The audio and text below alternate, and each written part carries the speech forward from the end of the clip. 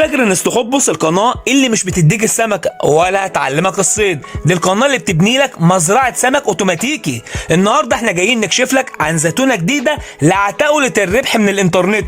القنوات النص لبه بتقول لك تعالى اعلمك ازاي تعمل صور احترافيه بالذكاء الاصطناعي. احنا هنقول له يا عم الصور دي بتتشاف مره وخلاص، احنا عاوزين سيستم يلم فلوس والناس نايمه. النهارده هسلمك مفتاح اسرار المحترفين، اداه قناص سريه هتخليك تطلع فجوات السوق العربي اللي محدش واخد باله منها اصلا. هقول لك على 10 تطبيقات ميكروساس الناس في مصر والسعوديه والامارات هتموت وتدفع اشتراك فيها، وانت يا معلم هتعملها بالنو كود وانت حاطط رجل على رجل. يلا بينا نبدا بعد الفاصل.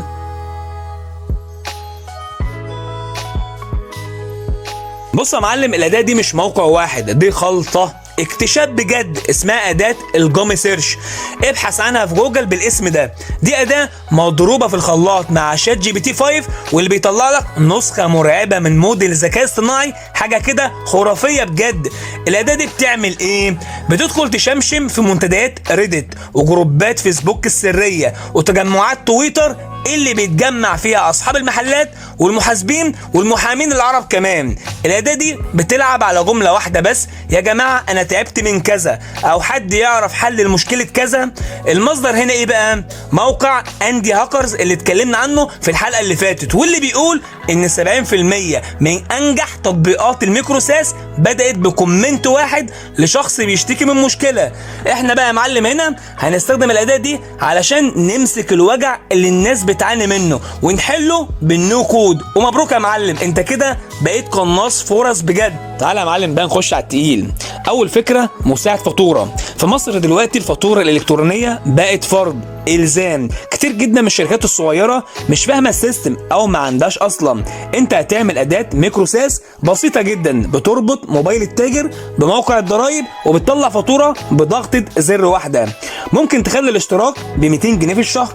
تخيل بقى لو عندك 10,000 تاجر، احسبها انت بقى. الفكره الثانيه اداه حاسبه للزكاه، ودي مطلوبه جدا في السعوديه، واللي هدفها حساب الزكاه والضريبه المشاريع الفريلانس اللي بتبقى معقده شويه. فمن خلال اداه بسيطه بالنو كود هتقدر تحسب وتطلع تقارير جاهزه. اعتقد دي حاجه عبقريه جدا، على فكره مطلوبه جدا في السعوديه. الفكره الثالثه منظم نوم، ودي اداه هتكون مفيده جدا للبياعين على نوم وامازون الامارات، لان هم دايما في احتياج لمعرفه المخزون هيخلص امتى، وخصوصا في موسم البيع، ذروه البيع، زي مثلا موسم الرياض، الجمعه البيضاء. اداه بريدكتيف انفنتوري هنسميها كده بحكم وظيفتها، تعتبر حاجه صغيره جدا ولكن هتخلي البياعين يبصوا ايدك فعلا علشان يشتروها او يشتركوا فيها. الفكرة الرابعة يا معلم مصحح العقود العربي. المحامي العربي ثمنه غالي جدا، واي شركة ناشئة لسه سنة اولى تجارة بتخاف تمضي على اي ورق. فهنعمل اداة AI متدربة على قوانين العمل في الخليج ومصر. ساعتها هتقوم انت رافع لها العقد وهي هتقول لك فين المطب او الفخ اللي في العقد ده. خلي بالك دي بتتعمل بفلوس كتيرة جدا.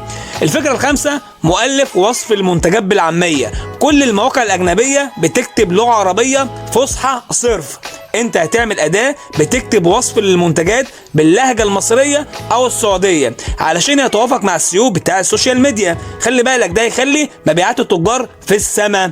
الفكرة السادسة مدقق المناهج. المدرسين اللي بيعملوا كورسات اونلاين بيعوزوا اداة تتأكد ان المحتوى ده متوافق مع المناهج الدراسية وما فيهوش اي اخطاء لغوية. سبوبة 100. الفكرة السابعة روبوت اللهجة. أداة الميكروساس دي هتقوم بدور شات بوت بيخدم العملاء، بس بيكون بيفهم باللهجة المصرية زي جمل إيه يا برنس وهكذا، أو جمل باللهجة السعودية زي يا هلا والله. الفكرة الثامنة محلل منافسي تيك توك. أداة بتقول لبراندات الملابس الصغيرة في مصر المنافس بتاعك نزل ايه والناس قالت عليه ايه في الكومنتات كمان. اعتقد دي حاجة مطلوبة جدا في عصر التسويق بالعمولة دلوقتي. الفكرة التاسعة رادار الشحن. أداة للمتاجر الصغيرة في مصر بتعرفهم أن شركة شحن أسرع وأقل في المرتجع في كل محافظة، وده يعتبر كنز معلوماتي بجد. الفكرة العاشرة منسق العيادات. سيستم صغير لعيادات الدكاترة اللي في الأقاليم اللي لسه شغالة بالورق والقلم. فمن خلال الأداة دي اللي شغالة بالذكاء الاصطناعي هتقدر الممرضة تحجز المواعيد بالصوت اللي اسمه فويس تو تاسك. ساعتها الممرضه هتستريح وانت هتقبض. بص يا معلم، العالم فيه مشاكل كتيره جدا، ومعنى وجود المشاكل يعني فيه فلوس. الفرق بينك وبين اللي بيجري ورا اليوتيوب ان انت النهارده فعليا بتمتلك الاداه والفكره. في الحلقه الجايه لو حبيت تعرف ازاي تبيع اول نسخه من تطبيقك لواحد سعودي او مصري قبل ما تبني فيه سطر واحد بنظام البريسيل، اكتب لي في الكومنتات. سلام يا ابطال.